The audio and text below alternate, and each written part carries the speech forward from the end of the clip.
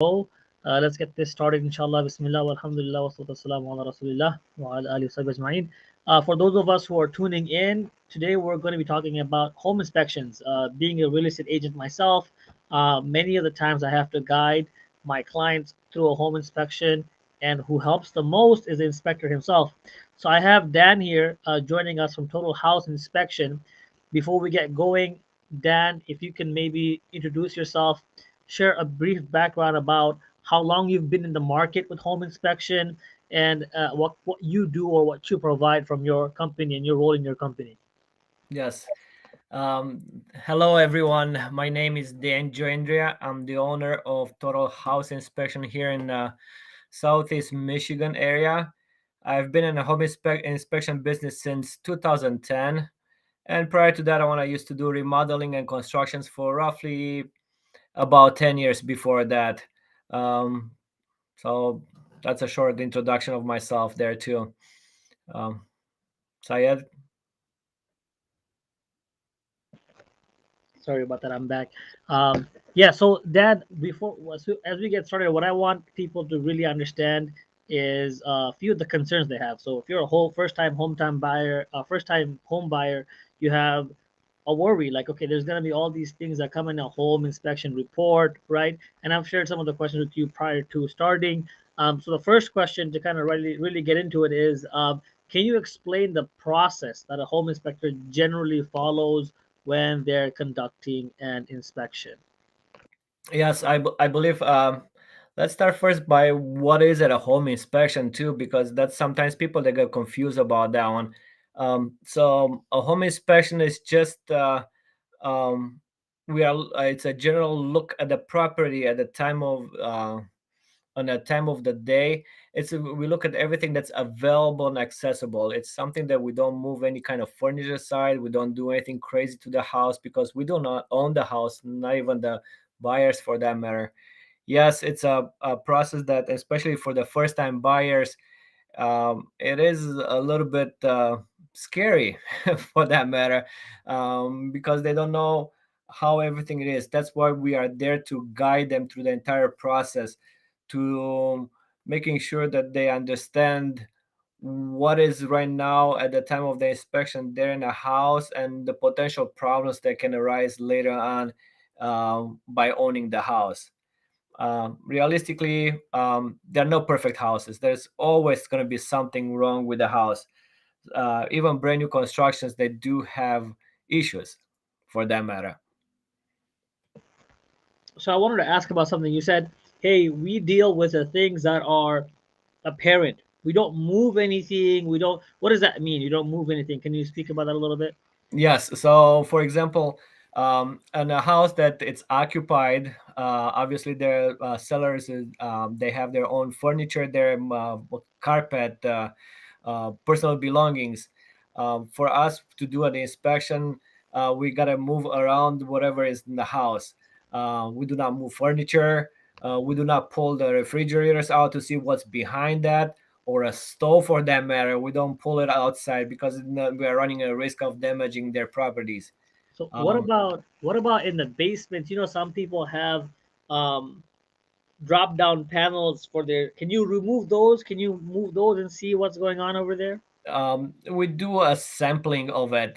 So we look, first of all, we're going to look at the entire area to see if there's any signs of moisture coming in or anything like that.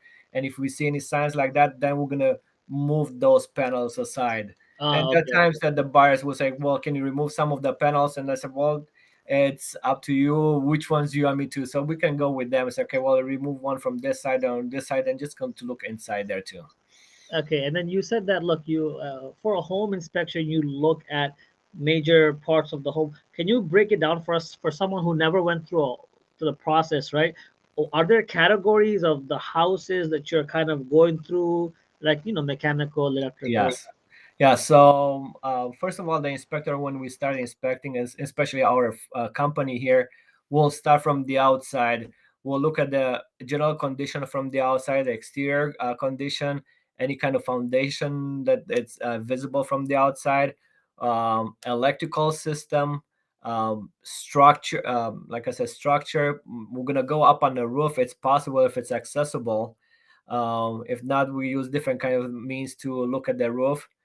So that's going to be the outside. Inside, we're going to look again the major components that we are looking for. It's first of all, it's going to be the structure of the house, electrical, plumbing, heating and cooling, and those are the major components that we are looking at. How do you determine, let's say, the the usage? Like, is it good? Is it bad? Is it horrible when it comes to HVAC or the plumbing system? Looking at water heaters, like how do you help guide your client understand, is this a water heater that I have to replace soon or not? How do you guide that discussion? So first of all, for the water heaters or furnaces, for that matter, each unit has its own data plate there that's got a serial number, and based on the serial number, we can determine the year that was manufactured. And also, we do have some data that's going to mention that okay, a typical, an average furnace, for example, is going to last about 20 to 25 years. A water heater is going to last about 10 to 15 years, maybe 20 years. I've seen even some older ones. So those are the averages. And then we're going to look a little bit more closer to okay, are there any signs of rust, for example, for the water heaters? Is anything that's not set up properly? So those are the signs that we're going to see if there's any issues or not. But we do have some averages. Sometimes the a furnace, I've seen furnaces or water heaters that's been there for 30, 40 years and they're still working fine. Yeah, But it's just a matter of okay, well, this one here being such an old unit, might be a good idea to plan to have some money set aside for mm, in case if something goes wrong. And those are things that nobody can. No, they're fine at the time of the inspection, and then the moment that they move in, they might have to replace the something might. furnace or water heater for that matter. Now, with that said, let's ask a really serious question for the clients here that are potentially watching. In a market that's very hot and moving fast, multiple offers, highest and best, people generally, including my own clients, right? They're waiving inspection. How important do you think it is for a client to conduct an inspection for their property? Um, I believe that's very important, even though we're not going to find everything that's wrong with the house. We do our best most of the time to find everything that's wrong with the house, but waiving the inspection, and it's going to they're putting them to a much greater risk later on to have expenses repairs in the house. So it's up to them to make the decision. Is it a good idea to waive the inspection or not? I completely understand in this type of market, the way everything moves, it's Yeah, very challenging.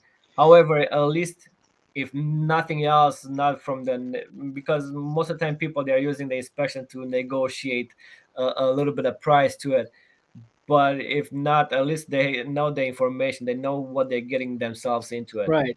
Okay, so yes, we're gonna do this inspection just for us to know what's going on with the property. So at least we have a little bit more knowledge about the properties. Okay, well, yes, it was gonna cost me another $10,000 the moment that I move in, but this is the best one that I found right now in this kind of conditions of the market. No, 100%. I like what you're saying. Just for me to rephrase it and understand.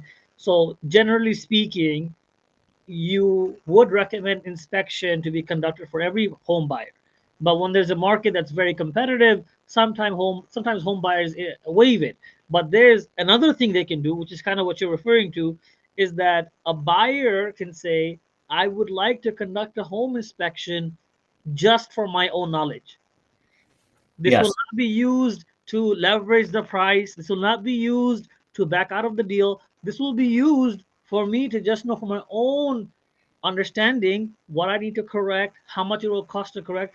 And a lot of buyers are not aware of that. And that's kind of what I wanted to highlight here, that you can still have a competitive offer, still get your inspection done. So you're making sure you don't fall into something, or maybe you find something crazy. Forget it. Keep my EMD. Who cares? I don't want to buy the Ex- house, right? It's not exactly. Yes. worth it for me to lose $2,000. I don't mind the $2,000 compared to a $20,000 repair that's required, right? Yes. That's what I wanted to kind of highlight from this dialogue here. Dan, when you go into basements, I mean, or your team, right? You run a team, correct? Yes, I do run a team of 4 inspectors right now, plus Nice. one in So training. Yes. nice. So when your team goes out there and they're pretty much looking at houses and basements. Look, my clients, all of them care about basements, basements, basements. I'm sure you already understand that. So when you, what do they do when they see traces of, for example, mold? How should a client deal with that? Well, mold sometimes is present everywhere in the house, not only in the basement, but most likely in the basement or up in the attic. Ideally, is we need to find where the mold comes from. So we try to get a little bit deeper to see if there's any kind of moisture coming, where it's coming from. So it's going to be a little bit more diagnostic to do. However, when there's mold present, there are two types of tests that's going to be a good idea to do.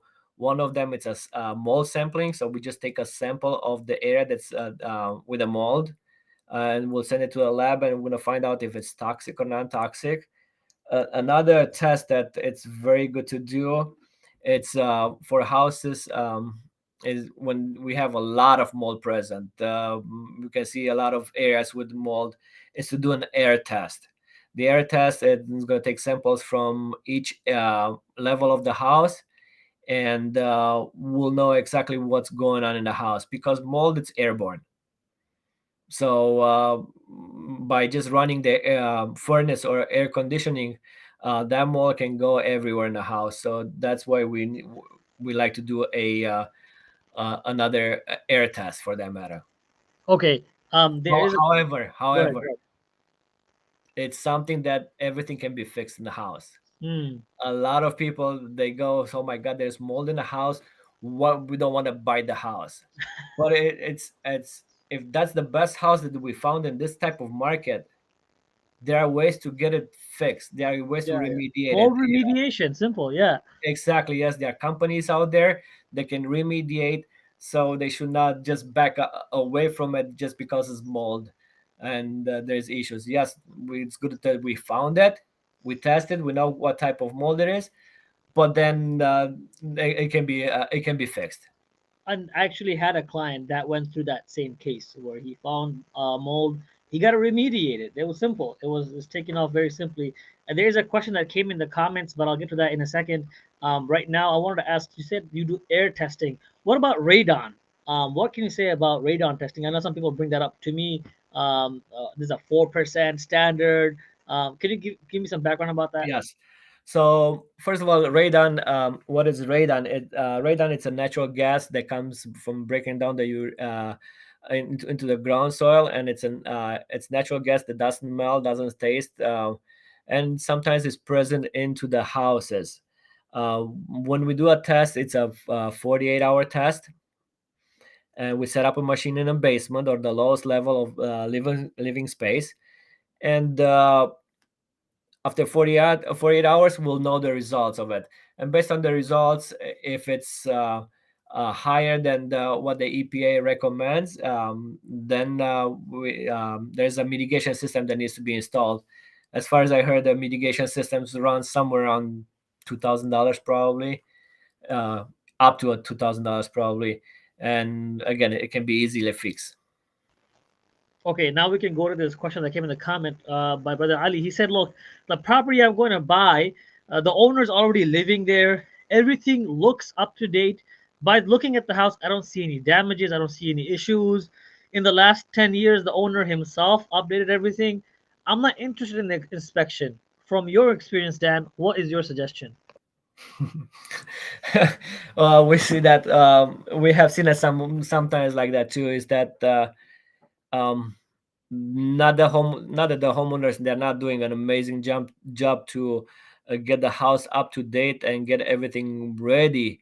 Um, However, there are times that they are not that qualified to do some of the repairs, and they're not doing the right way the repairs into the house or upgrades for that matter.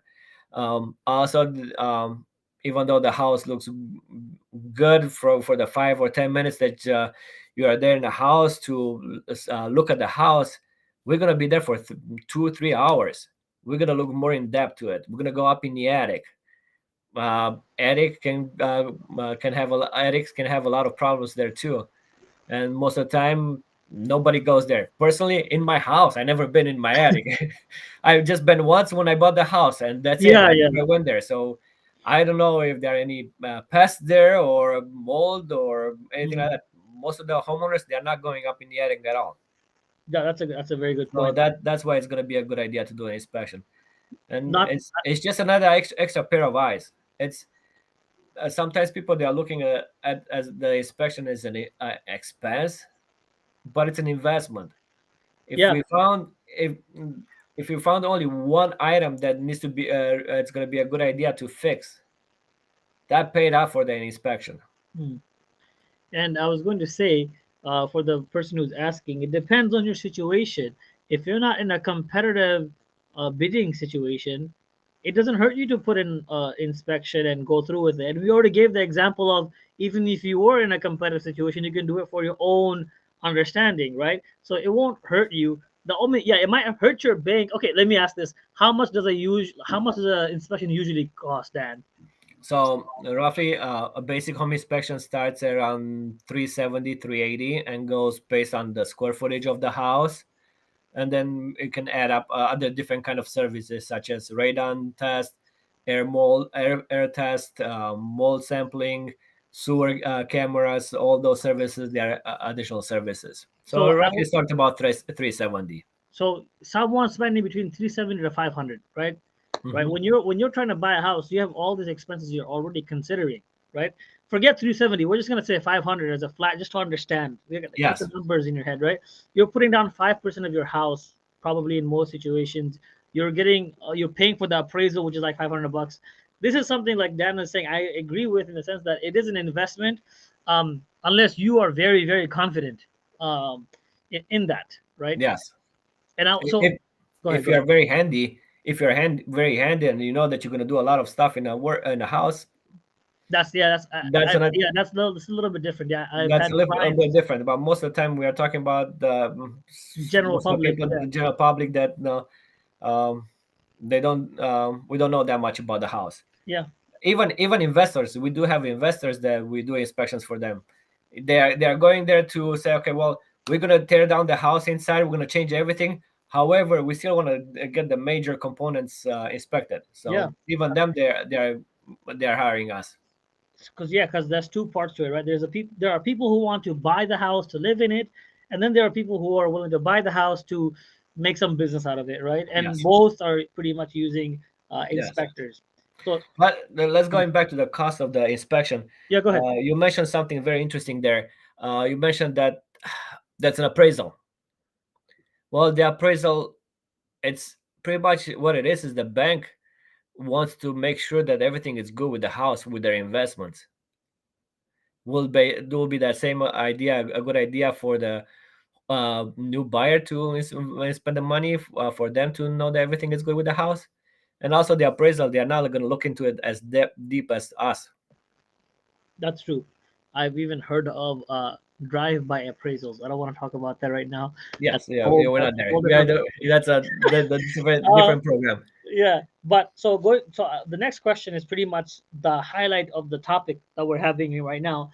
Is that Dan, from your experience, again, how many years have you been in the inspection So we industry? have I've been doing inspections for about 13 years right now. 13 years. Yeah. Again, that's important for me to highlight how many years you've done because that adds more weight to what you're saying, right? Yes.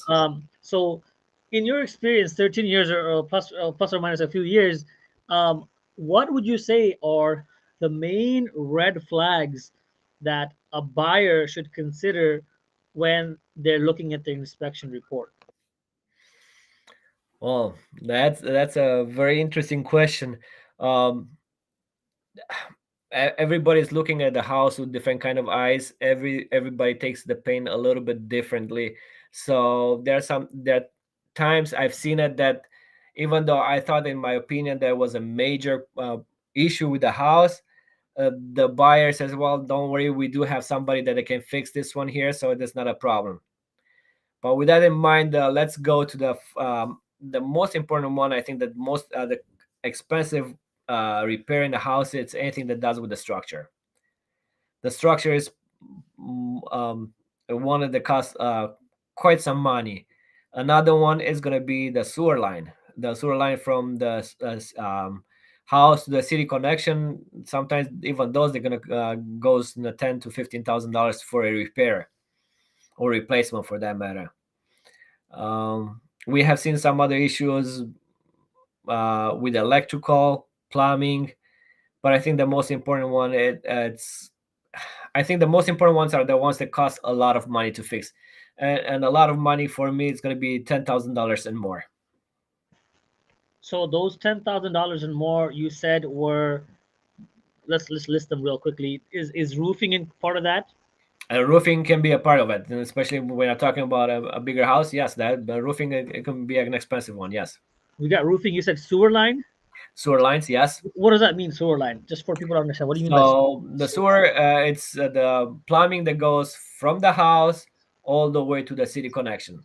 right? Those are the only time that we can see the condition of it is by putting a sewer camera through it and run it all the way to the city to the connection there, and then we can see if there's anything broken, damaged, or it's blocked. Most of the time, by just running the water in the house, we cannot tell the difference between a line that's plugged as Mm. block and just a normal one.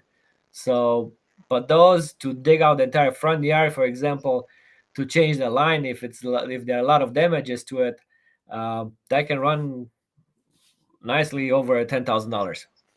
Okay, well that's a big deal. So those Yeah. are the main ones, and then you said the basement, right? The foundation and stuff the like that. foundation the structure of it, those they do cost a lot of quite some money to fix it. So let's go to the opposite side of this. So you said, Saeed, these things are three major things, roofing, basement, structure, and sewer line. These things cost a lot of money. You should be careful when you have these concerns. Let's go to the other side where you have very minor issues that maybe not that concerning, but for a first time home buyer, it alarms them and it kind of pushes them back. Do you have some thoughts on what those are commonly found with? Oh yes, we do have quite a few of those too. uh, Most of the houses, especially when when the buyers are buying us an older houses, it's missing the GFCI. The GFCIs are those outlets with two buttons in the middle. Most of the time they're black and red, or I've seen that some of them they're just white, and those are outlets that require. That's a good idea to be put anywhere that there's moisture present, such as bathrooms, kitchens, laundry room, outside garages. Um, those are not expensive to fix. So we are talking about somewhere around $15 to $20 per outlet, plus somebody to know how to fix it. So it will not cost a lot of money to fix. What about Another one, electrical stuff? Is that concerning when they see like lighting issues and stuff like that? no. Another one that I've seen it a lot is that missing smoke detectors. Yeah. Yeah. Yes, it's going to be a good idea to have everywhere in the house smoke detectors in the main areas of the house, in the bedrooms, down in the basement. But those are not expensive to fix. And there's some of the stuff that's not just general maintenance of the house. Hmm. When we are going there, we're not looking just for the major parts of it. That's our focus, but also we're going to try to educate the client to see everything else that normally needs to be done in the house. Caulking, making sure that uh, gutters are away from the house, grading. All those are small items that's it's normal within another house. Another one that could be a major one that I just popped in my mind right now, it's the windows. The windows, if the windows are old, um, those could cost a lot of money to fix, to be replaced in the house. Okay, so that's good. So we got that mentioned as well. Yeah. So this is kind of important just to highlight the two ends of it, right?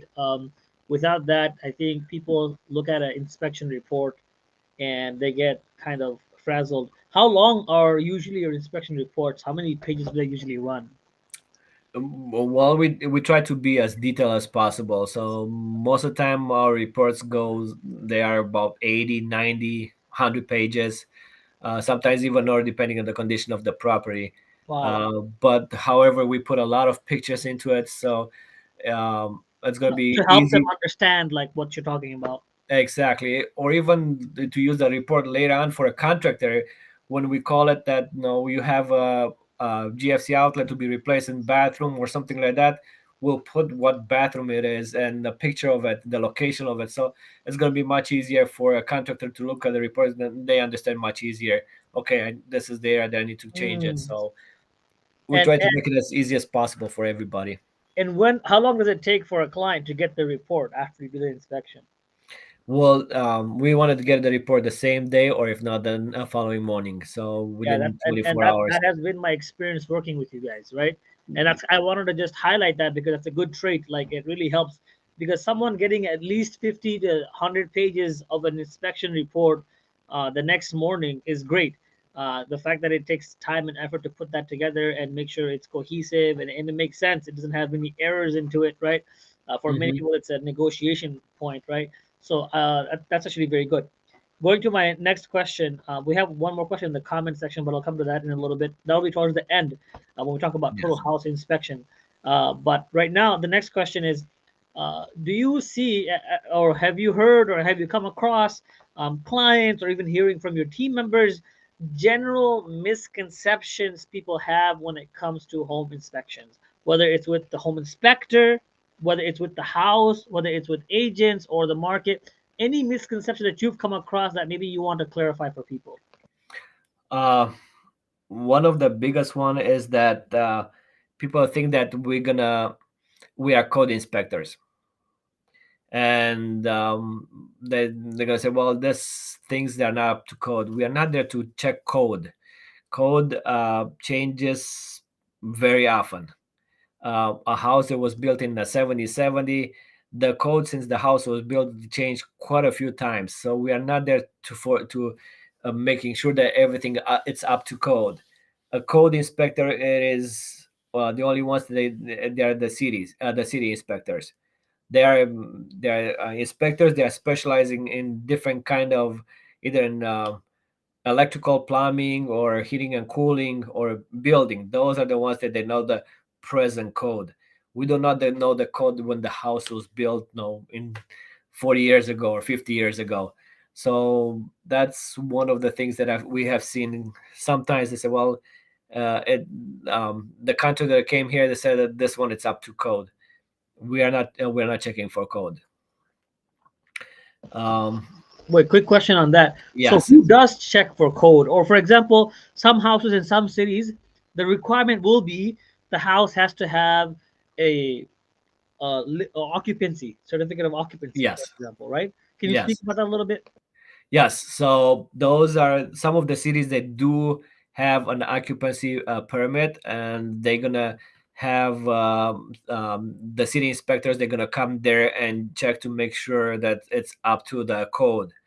But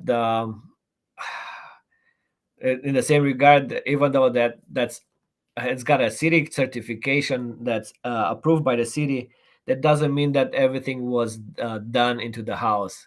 Most of the time, city inspectors, they will not go up in the attic. I personally, I didn't hear. I don't know anybody that will go up in the attic to see what's wrong there in the attic. And we're just there another extra pair of eyes to check to check. So that's why. And there are, I think, from my experience, right, there's a bit of a difference when you're dealing with the city inspector versus an inspector, whether it's from total house inspection or anywhere. It's that when the city inspector comes in and says you have this issue and this issue and this issue, you have to fix all of those issues before Yes, you can buy the house. When exactly. a general home inspector or someone from total house inspection comes in, it's up to you. You reserve the right if you want to fix it now. Maybe you're tight on your budget, you want to fix it after you move in, right? Obviously, in the situation where the city requires it, you have no option, you have to go through with that. um, so this is kind of important for buyers to keep in mind, because when the city inspector does come, this is a very serious thing. I've heard people tell me I never let the city inspector come into my house because there are so many small things that are actually quote unquote not up to code, and that's a big deal. So for them, they're like, I don't want to deal with that. It becomes a headache, complete headache for them. Mm-hmm. Did you have anything else you wanted to share on that, like Mm, misconceptions or anything like that? yes, sometimes that's what people think, that no, city inspectors are a headache, but at the end of the day, they are looking for the best interest of the occupants of the Yes. house.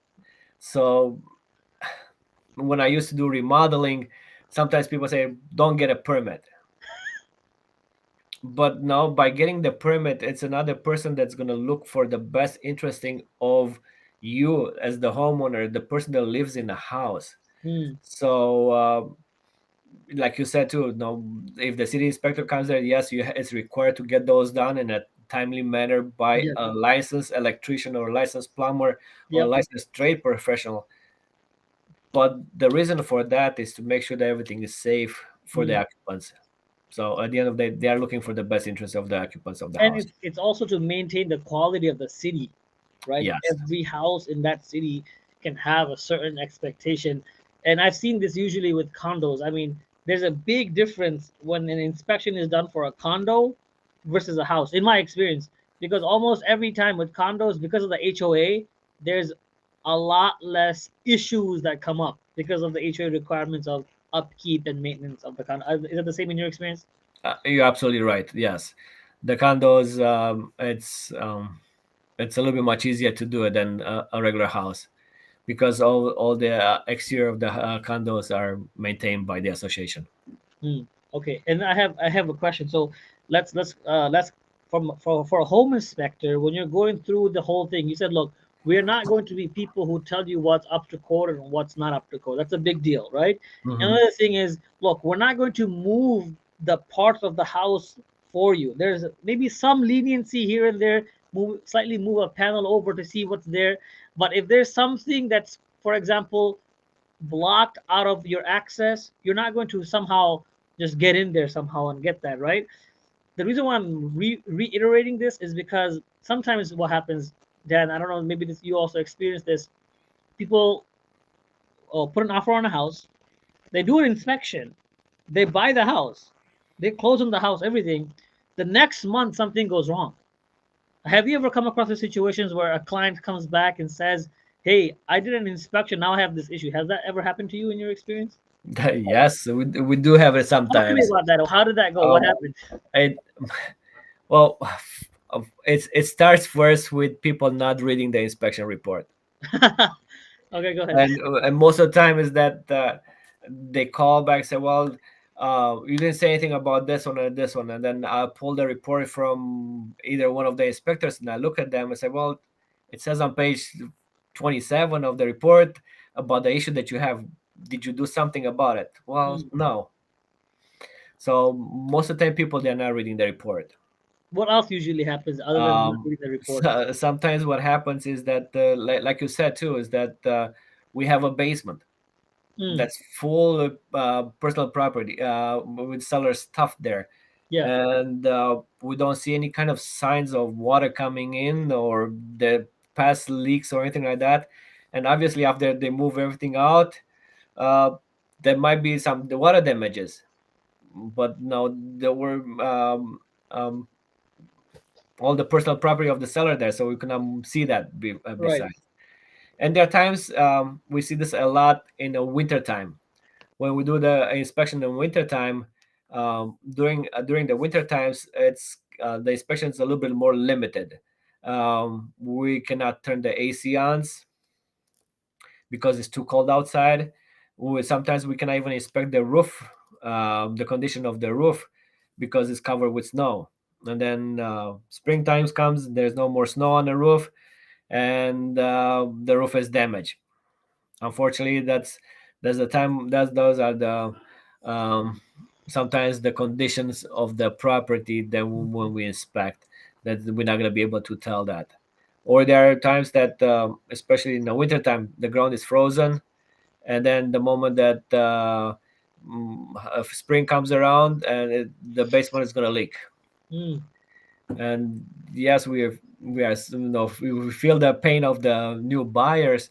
However, we could not see anything during the in the winter time. So a lot of people, they gotta understand that we are there for 3 to 4 hours or whatever we are there. It's pretty much the same thing as like taking a picture. It's a snapshot of the house for that time only. There's always changes into the house. That's I'm kind of glad you mentioned that because winter is a completely different experience. I remember this. I mean, obviously you learn through rough experiences, right? So for me, when the roof was completely covered with snow, I had an out of state investor, and he was like, "Hey, how was the roof looking like?" And I said, "I have no idea." And the inspector has no idea. And it was through total house inspection actually, Yes, because he can't just go up there and just clean the entire roof off of snow. By the way, it was a 4 unit complex, so it's not like a small house. yes, So that was a complete I don't know. And I want to yes. mention this because look, in Michigan, how the market works is that there is slightly less competition during the winter time in purchasing houses, but at the same time with that trend you have less inventory of homes in the winter time, and with that in the winter time you have these limitations that Dan just mentioned right now for your home inspections, right? Outside is frozen, the roof is covered with snow, etc. And these things you have to keep in mind because some people say, you know what, I'm gonna wait till the winter. Well, go Hmm. ahead, you can. Of course, you can wait till the winter, but just keep in mind the limitations that come with that wait. Yes, yes. Uh, Sometimes even summertime will give us the same kind of problems too. Go ahead. So tell us about Yes, those. Go we, ahead. we can see in the summertime, we can see the roof, no problem. However, did we have any rain in the last 2 months? Probably not. I That's a didn't see a very lot. good point. I like. Go So, ahead. Go ahead. Yeah. Go ahead. Go ahead. so yes, we're gonna look at the roof. Looks pretty good. We're gonna go up in the attic. Maybe we can see some stains there. We'll put a moisture meter on it. There's no moisture. That's But a then very when good it point. I starts like raining, that. That's when a they very move good in the point. house in September, that roof Boom. is gonna start leaking. Yeah. Yeah. Yeah. Yeah. Yeah. Yeah. Is there? That's another limitation. That no, that's how it is. Or we have the same thing now. We use thermal imaging cameras to uh, detect the temperature difference of the outside walls. Hmm. Based on that one, we can tell if there's possible moisture Moisture. problems, and then we can check with the moisture meter. Okay. However, summertime, it's 90 degrees outside. Inside is about the same kind of temperature, maybe a little, no, 70. So it's Yeah. not really a big difference there. So yes, maybe we can see a I pocket didn't. of I air. forgot. I didn't think about those limitations in the summertime. That's a very good Yes, point. I'm glad you mentioned that. yeah, and it's the same thing too. Okay, well, I can see there's maybe a different temperature into the wall, but when I put a moisture meter there, everything is dry. So I'll, again, Dad, if you don't mind, I'm going to share a story, okay? And I'm absolutely. going to tell you what happened. Look, uh, it was raining that day. This was this year, by the way. Earlier this year, it was raining, kind of like a thunderstorm, and I had the showing booked the day right after the rain, right? Hmm. And out of nowhere, the agent cancels the showing. I'm like, hey, what happened? We had a showing confirmed. We were supposed to go there. He said, oh, we have to reschedule. Some issues came up. By the way, the agent is the seller too. Hmm. So the agent owns the property and he's selling it. So he's representing himself. I didn't think about it too much. I said, okay, no problem. I'll schedule it the day after.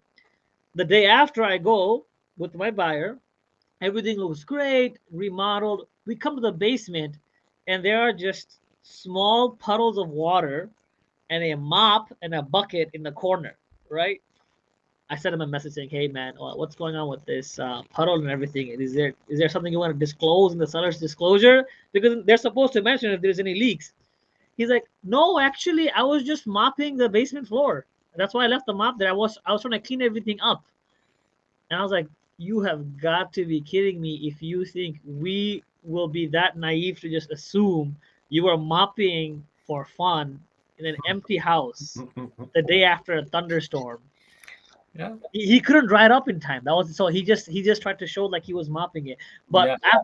I was after that I realized, man, we should go see every house the day after it rains. Those are the best days even for inspection.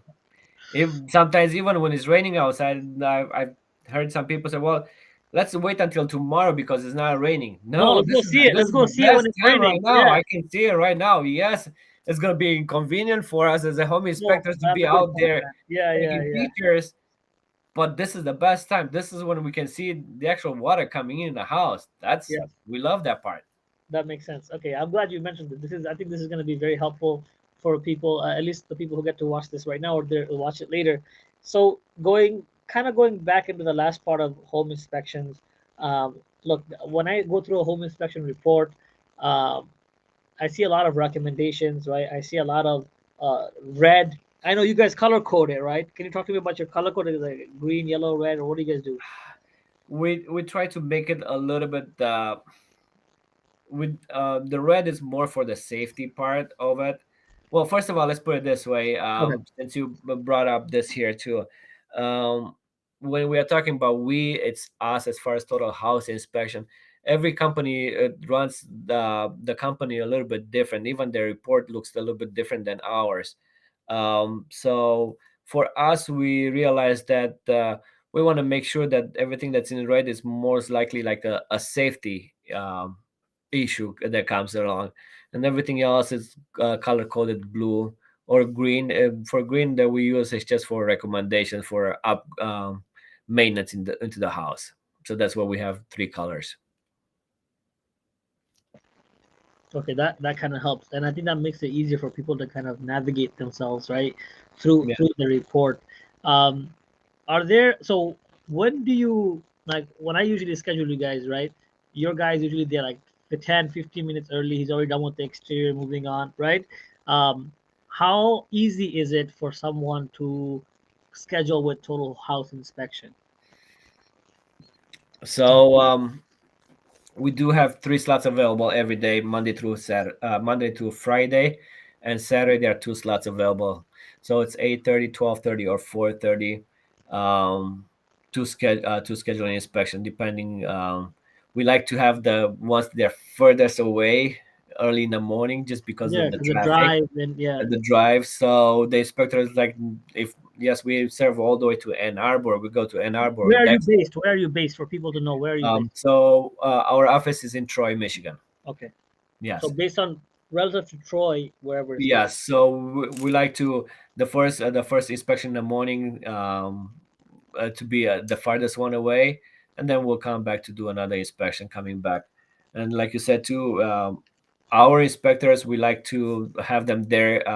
We start if the inspection starts for 8 o'clock. Sorry, for 8:30. We're gonna be there about 30 minutes prior to that. And how, like, if I'm a buyer and I'm working with your inspectors, for example, um, can I stay with you guys throughout the inspection? How does it work? Can I ask questions? Can I bother you the entire time? How does that work?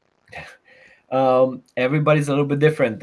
For us, we found out that the best way to go is to let the inspector do the entire inspection, and then at the end, it's going to have the inspector is going to have undivided attention to the buyer Hmm. and to answer all the questions and to give them the final tour of the house Hmm.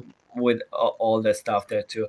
Sometimes I find that when somebody stands behind your shoulder, Yeah, yeah. even when you're on a computer, it's like you feel a little bit discomfort. Yep. So I found out that most of the time the inspectors are more they're concentrated on what they're doing for each side of it. So that's why we like it best way this way too.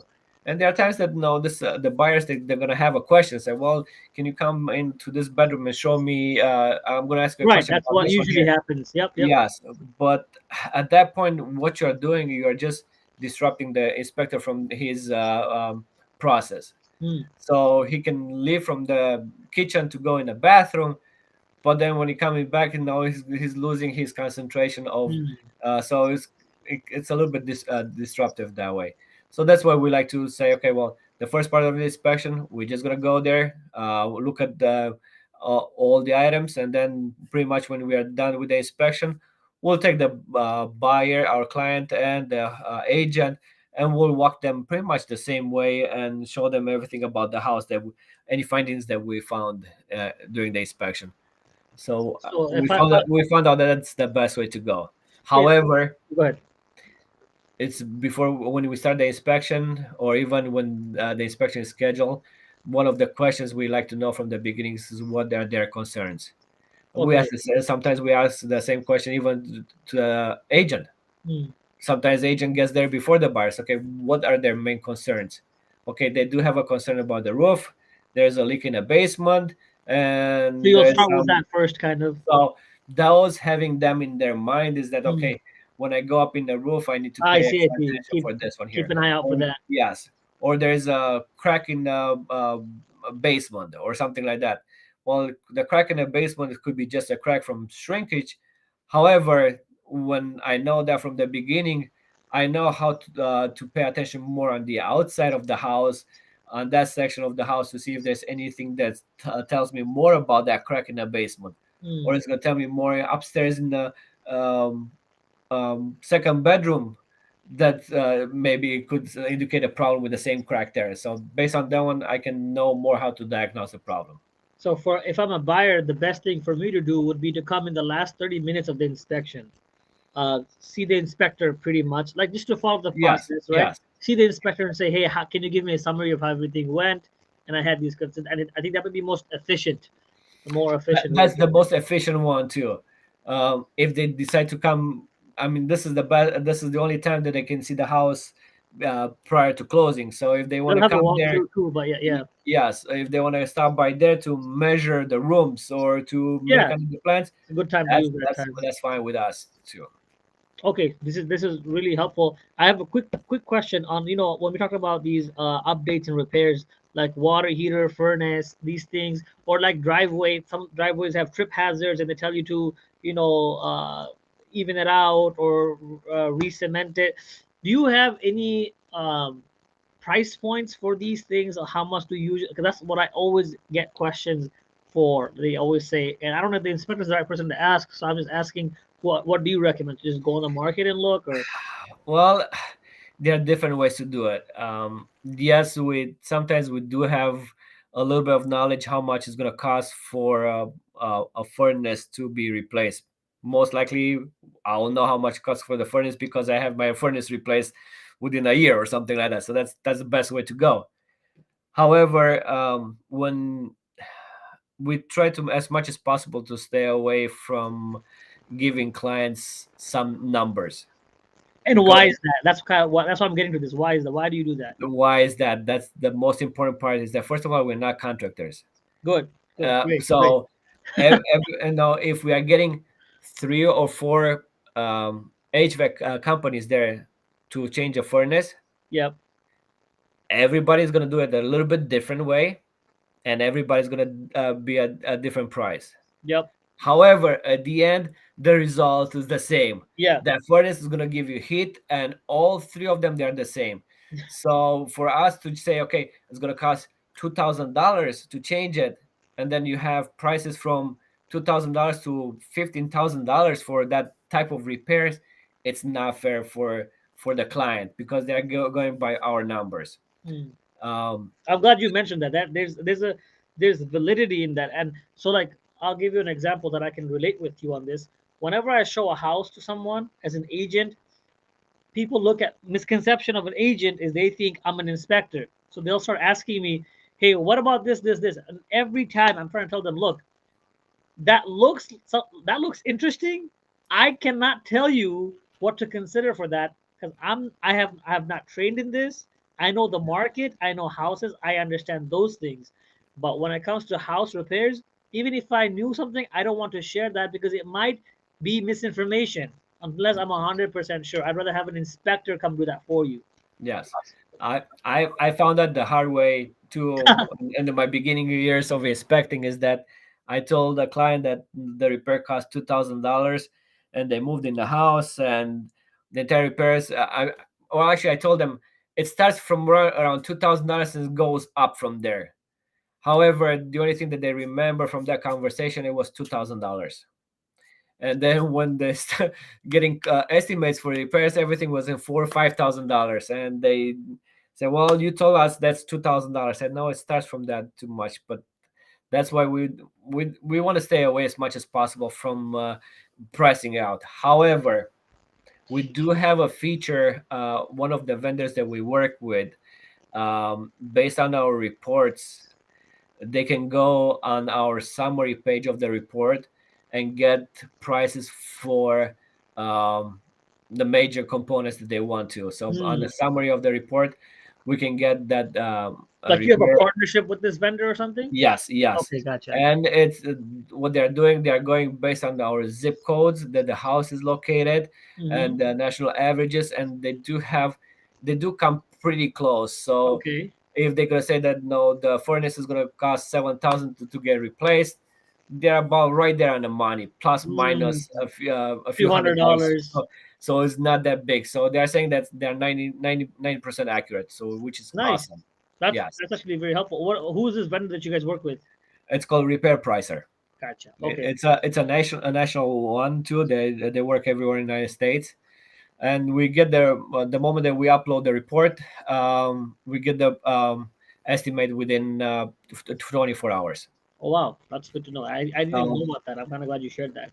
that's something that's awesome even for agents too. Yeah, yeah, 100%. It gives us knowledge too. It gives us more education. Yeah. I think you pretty much hit all the main questions I had, Dan. Right now we're gonna segue into total house inspection a little bit, right? And to do Mhm. that segue, we're gonna have this question shown by Brother Ali. He said that he wants to become a home inspector. What are the requirements or guidelines, if you can provide that, Dan? Well, congratulations. It is a um, fun job to do. There's every day is something new. It's not boring at all. So it's personally I like it. All my guys, they love the challenges that comes with the job every day. Um, in Michigan, there are not any kind of requirements or guidelines to be a home inspector. There's no licensing for that matter either. So we How do they get started if they want to do it? Let's say they want to work with your team at Total House Inspection. What would they have to do?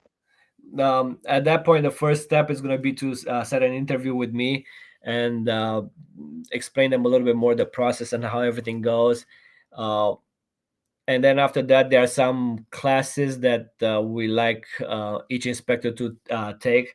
There are two national association for home inspector. One is called Internachi, and the other one is called ASHI. And we like them to be certified by one of those association first. And then we do have some other schools that we work with um, to get more knowledge as far as the inspection part of it. And obviously, when they starts working with us, we have our own way to do it. That we have seen it from right right now. We do roughly about anywhere from 15 to 1700 inspections a year. So we Nice. found Wow. a lot of issues. So having the collaboration from all these inspectors, Yeah. then we have our own training, and we found out this is the best way to go for us. So there is more training.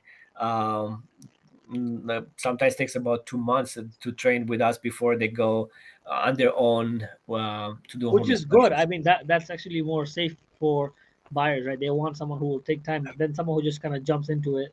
I I've done it the hard way, so now I learned the lessons, and now Yeah. everybody that goes on the field, they're representing total house inspection, and we want everybody to kind of have the same kind of report, talk the Yeah. same way, use the same kind of Standard, basically, total house inspection yes, we standard. do have standards that we like to abide to for all the inspectors. Okay, great. That's awesome. And if you have anything else you want to share about Total House Inspection for any of the viewers who watch now or later, about what you guys offer or anything that you want them to know, go ahead and take this space to kind of share that. Go ahead. Yes. So first of all, like I said, too, in Michigan here, there's no requirements to become a home inspector. So by just looking at the inspection fee as a number, it's not a good idea. You want to look for an inspection company that's got quite a few reviews. We do have somewhere around 600 some reviews or even more on Google. and Facebook. We do have some reviews there too. So that's going to be a lot of people that they're happy with our services. So that's very important when you choose an inspection company to work with. We want to be there to support the client and the agent from the time of the inspection all the way to the closing, and after that, if it's possible. So we want to be there for the clients. We'll do our best for that matter. Um, and when you do a home inspection, you want to look for an inspection company that does all the services, such as the sewer scopes, radons, mold, pool inspections. All those inspections are we do them in house, so we are trained for something like that. And with us, it's pretty much easy to schedule an inspection. I mean, you can just go online at totalhouseinspection.com and you can schedule right there. Or we do have a staff of people answering our calls too. So That's perfect, man. I appreciate that. I really appreciate you coming on here and making time for this interview. I think there was a lot of benefit in what you shared with us, and that's what I want to get out of these interviews that I'm having. Right? They're mhm. either on real estate, or they're either on the religion of Islam and what it teaches on an academic perspective. And so today was really all real estate. So I was really Mhm. glad to have you join us. It was really beneficial. I mean, 13 years of experience having a team of four inspectors, you said, 4 inspectors plus one in training right plus now. one in training. So So he's going to be live and ready to go in about a month. awesome, and that's good. It's good to have feedback from your end as well. Do you have any concluding remarks? If not, I think we should be all set. Thank you very much for having me here. No, It of was a course. pleasure. I hope that I can help all your clients. And if anytime there's any questions from anybody, I'll be more than happy to answer the questions. Even if I'm not gonna do the inspection, if I can help somebody, I'll be I more than appreciate happy that, man. to be here for all your clients or anybody that's in this channel right now. So I thank you very much. I appreciate it, and I'll see you soon. All right. Well, with that, everyone, we will be concluding. Inshallah, subhanaka wa hamdika, ashhadu an la ilaha illa anta, astaghfiruka wa atubu ilaik. And thank you so much for all